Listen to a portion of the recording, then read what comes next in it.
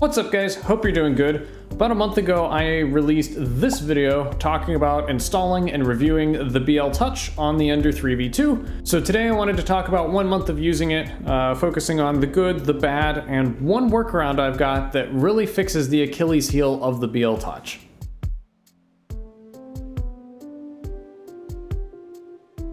So yeah, like I said, it's been about a month since I've recorded anything, so it feels kind of weird to sit down and do this again, but here we are. I just wanted to let you guys know how the BLTouch was holding up to about a month's worth of 3D printing, and I have definitely been using it quite a bit.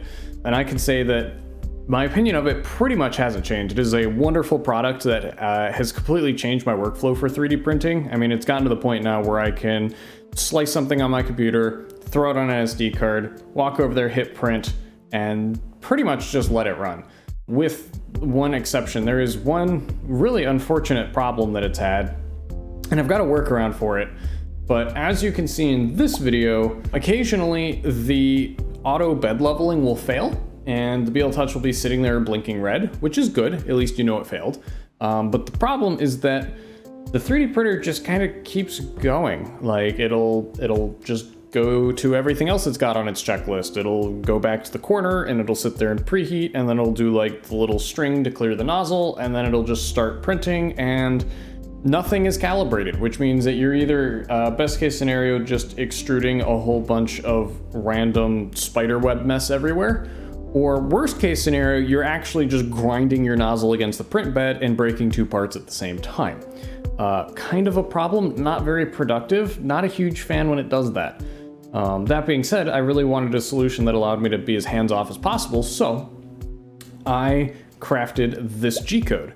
And it'll be in the description as well if you want to copy and paste it, but basically you drop this right before like the final preheat in your slicer, and now it'll go through and auto-home the head, and then it'll auto-level to the bed, and get preheated up to the initial temperature, and when it's pretty much like ready to go and it's doing the last heat from 120C up to 200 or wherever you print at, it'll give you 3 pretty good volume beeps that I can hear from a room or two away.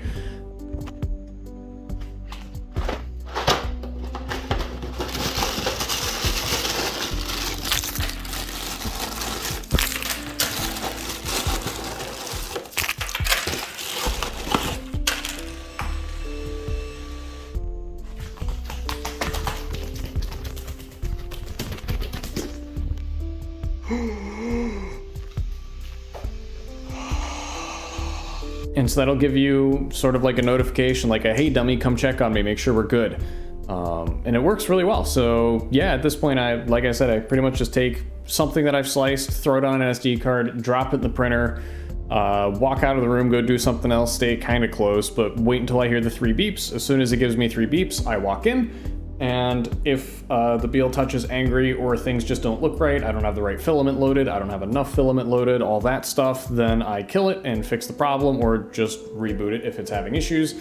And if everything looks good, then you let it go and you're done, and that's it.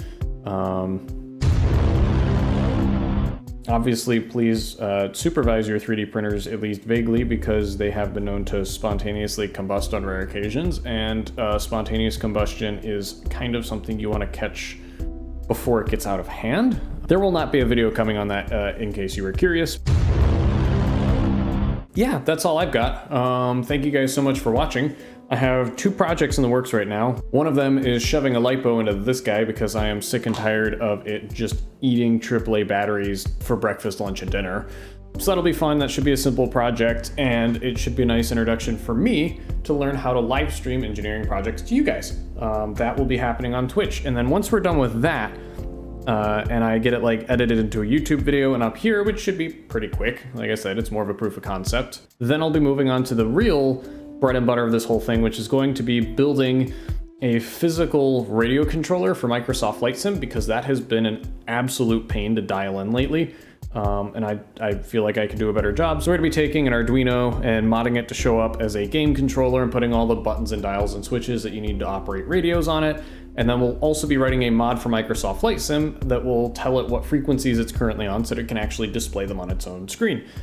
So that will be quite a bit more in depth, and it should be pretty fun.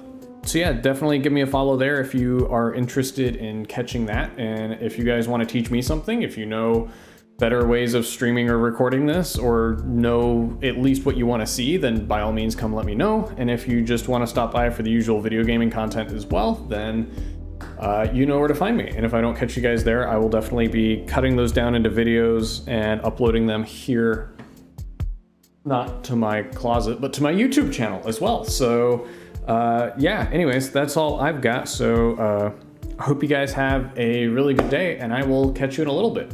Have a good one.